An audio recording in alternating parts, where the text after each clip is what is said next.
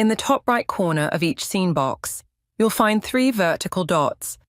By clicking on this icon, you can access additional actions, including Clone Scene, change capacity and delete.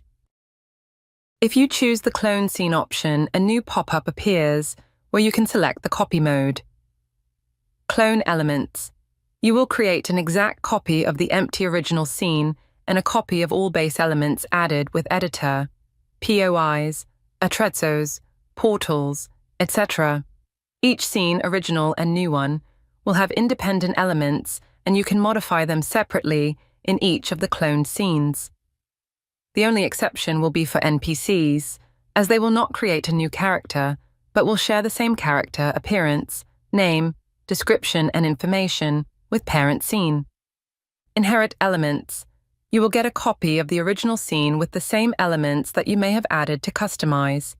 But these elements cannot be edited or removed in the new scene copy. Anything you edit or add in the original scene will also be modified in the new inherited scene.